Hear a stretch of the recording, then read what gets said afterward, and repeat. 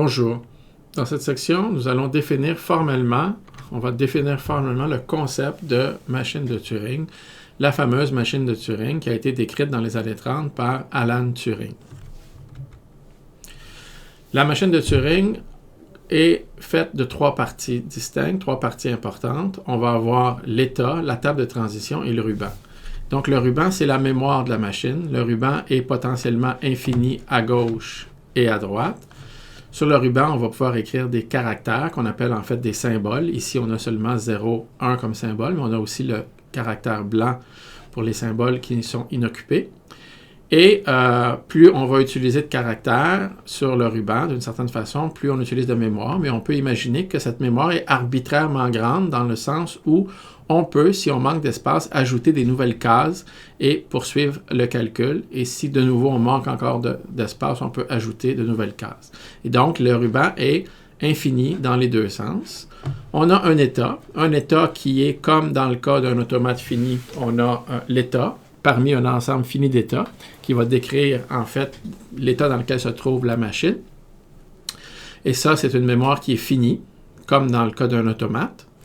Et on va avoir une table de transition. Dans le cas de l'automate, la table de transition était définie par un certain nombre d'arcs qu'il y avait entre les différents états. Par contre, dans le cas de la machine de Turing, la table de transition devra décrire davantage d'informations que seulement l'état qui va être l'état suivant. Donc, la table de transition, ce qu'elle va définir, c'est un tableau qui lui aussi est fini. Donc, on a un programme qui est fini, de taille fixe. Et ce programme-là, il va finalement regarder. Bon, je suis dans quel état? Bien là, la machine est dans l'état A. Et là, qu'est-ce que je vois comme symbole? Ici, j'ai la tête de lecture qui voit le symbole 1.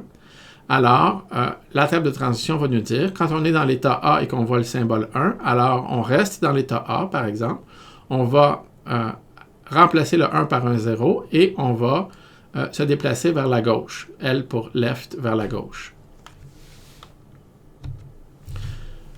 Donc, de façon plus formelle, une machine de Turing peut lire le contenu d'un ruban et peut écrire dessus.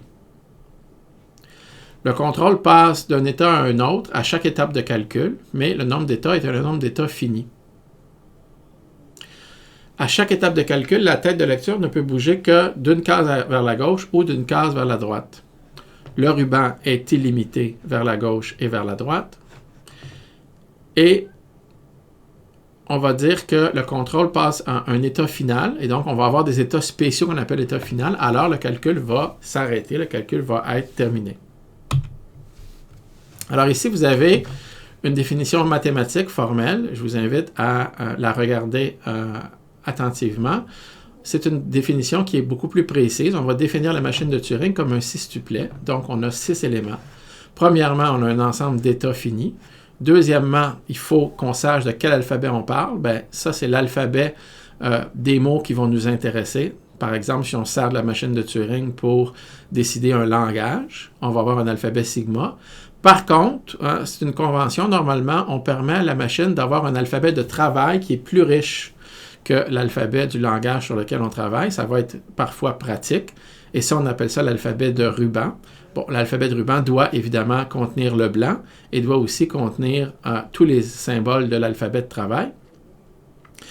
Ensuite de ça, on a une table de transition. Bien, la table de transition, vous voyez ici, c'est défini comme une fonction qui reçoit un état et un symbole et qui retourne un état et un symbole et finalement un mouvement à gauche ou à droite. Et ça, c'est la fonction de transition.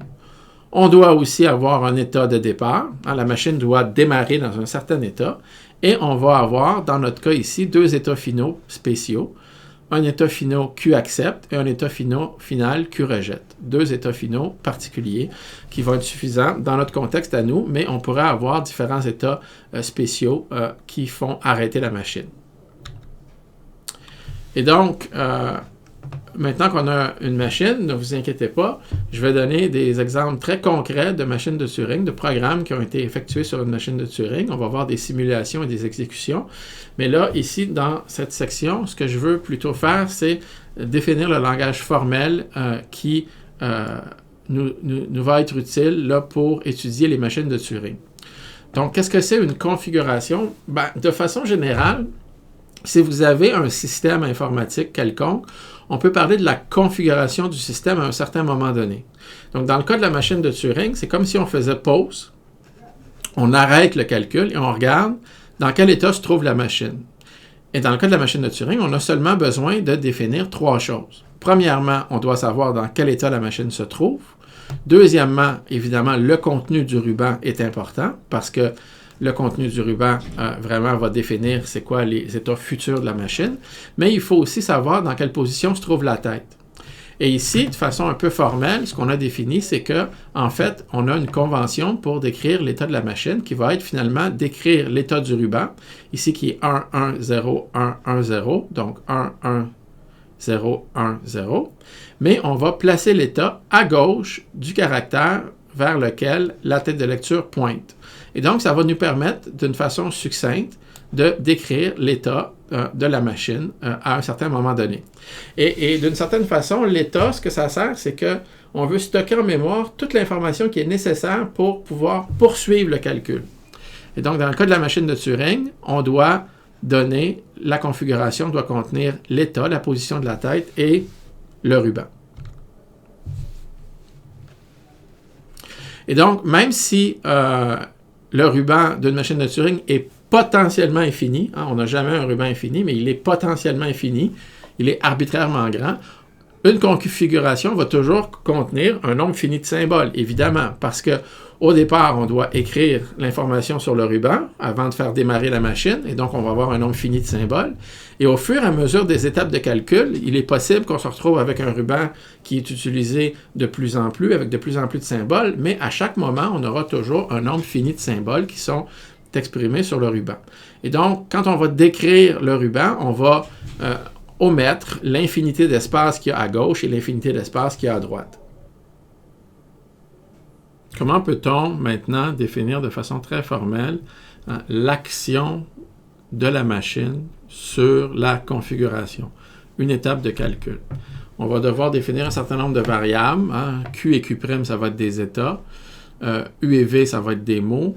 X', X' et Z, ça va être des caractères. Et là, ce qu'on va faire, c'est qu'on va supposer qu'on a une certaine machine avec des états, des symboles, des tables de transition, un état initial et des états finaux.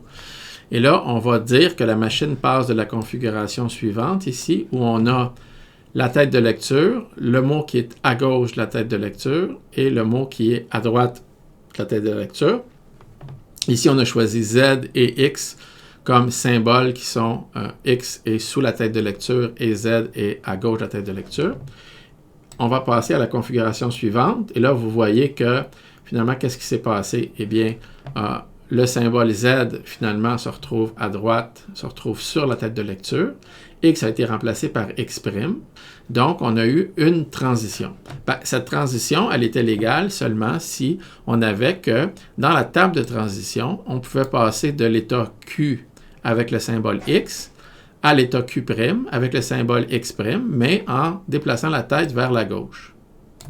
Et de la même façon, hein, si on part, on démarre avec un état Q ici, hein, et la tête de lecture est sur X, mais que finalement, on s'en va vers la droite, et donc l'état X est remplacé par X', et là, on est devant le premier caractère de V, finalement, ce qui s'est passé, c'est qu'on a appliqué une transition qui passait de Q à Q' et de X à X' vers la droite. Si ça vous semble un peu nébuleux, je vous demande juste d'être un peu patient parce que on va voir, encore une fois, dans les chapitres suivants, dans les vidéos suivantes, des exemples très concrets du calcul d'une machine de Turing. Lorsqu'on passe d'une configuration C à une configuration C', on va le noter de la façon suivante, tout simplement. Mais si on passe de la configuration C à la configuration C' en un certain nombre d'étapes, ici, on va ajouter une étoile. Si on écrit un mot sur le ruban, si on écrit un mot sur le ruban de la machine et qu'on exécute la machine, on va dire que la machine accepte le mot si, lorsqu'on démarre la machine avec sur le ruban seulement le mot W et qu'on part dans l'état original, après un certain nombre d'étapes, ici on a une étoile, on va se retrouver dans l'état Q accepte. Et le contenu du ruban ne nous importe pas. Tout ce qu'on veut, c'est que la machine, finalement, fasse les différentes transformations fasse le calcul et se retrouve dans l'état Q accepte. Par contre, on dirait que la machine rejette si on a exactement la même séquence d'opérations qui se termine par un Q rejette. Et donc, si l'état dans lequel la machine s'arrête est l'état qui rejette, après un certain nombre d'étapes, on dira que la machine rejette. Dans le cas des machines de Turing, une caractéristique excessivement importante, c'est que on ne peut pas garantir qu'une machine va nécessairement se retrouver dans l'état Q accepte ou Q rejette. Il est tout à fait concevable qu'une machine va boucler à l'infini, qu'elle ne va jamais se retrouver dans un état Q accepte ou Q rejette. Et dans ce cas-là, on dira que M boucle sur W, que M ne s'arrête pas. Et là, maintenant, les machines de Turing, en fait, ça va être notre outil le plus puissant pour parler de langage. Quand on veut parler, encore une fois ici, de langage formel, je ne parle pas de langage de programmation. Lorsqu'on veut décider, par exemple, l'appartenance d'un mot à un langage, le modèle le plus puissant qu'on va voir, ça va être une machine de Turing qui va décider un certain langage. Alors, si on a un langage L sur un alphabet sigma et qu'on a une certaine machine, alors on va dire que M décide le langage si tous les mots sont acceptés par W, tous les mots qui appartiennent au langage sont acceptés par W, et tous les mots qui n'appartiennent pas au langage sont rejetés par W. C'est excessivement important pour dire qu'une machine décide un langage. Il faut que soit que le mot est accepté ou que le mot est rejeté, mais on ne peut pas avoir une machine qui va boucler à l'infini. On ne permettra pas à une machine de boucler à l'infini dans un contexte où on veut une machine qui va décider un langage. Il est clair que dans le contexte du calcul, dans le contexte de programmes, de machines comme les machines de Turing, la question à savoir, est-ce que le programme va s'arrêter, est-ce que le programme va terminer, est-ce que le programme va retourner quelque chose, c'est encore une fois excessivement important. Donc, dans le cas de la machine de Turing, si la machine de Turing, on a un mot W, un mot W' et un mot U, bon, finalement, ce qu'on veut dire ici, c'est que la machine, si elle démarre dans l'état Q0 avec W sur le ruban, et donc on initialise, on démarre la machine avec le mot W dans l'état Q0, et éventuellement, la machine se retrouve dans l'état Q, s'arrête dans l'état Q avec W' sur le ruban, à droite de la tête de lecture, sur la tête de lecture et à droite W'. Ben, en fait, ce qu'on va dire, c'est que la machine retourne W', ou on va dire la machine s'arrête sur le mot W'. OK? Et ce qui est important, c'est que la machine s'arrête et retourne quelque chose. Par opposition, si jamais ça ne se produit pas, on dira que la machine va boucler sur le mot W. On peut vouloir s'intéresser aussi au calcul de fonctions. Dans le cours, on ne va pas traiter le calcul de fonctions dans les premiers chapitres. Peut-être à la fin, on va en parler un petit peu. Certainement, à la fin, on va en parler un petit peu. Mais l'idée, c'est qu'une machine de Turing peut aussi être utilisée pour calculer une fonction. Lorsqu'on voudra utiliser une machine de Turing pour calculer une fonction, finalement, ce qu'on va faire, c'est qu'on ne va pas se soucier si c'est l'état Q accepte ou Q rejette. On va tout simplement arrêter la machine lorsqu'elle va se retrouver dans un état final. Et ce qu'on veut, c'est que ce qui se trouve à droite, lorsqu'on exécute la machine sur un mot W, on veut que ce qui se trouve à droite de la tête de lecture, ça va être le résultat du calcul. Donc, le résultat du calcul, c'est ce qui est à droite de la tête de lecture. Et donc, ce que ça veut dire, c'est qu'on peut imaginer un programme, une fonction qui va prendre en entrée un certain mot et qui va retourner en sortie un autre mot. Et dans ce cas-là, on va dire que si le mot est f de W, on dit que la machine calcule ou implante la fonction f.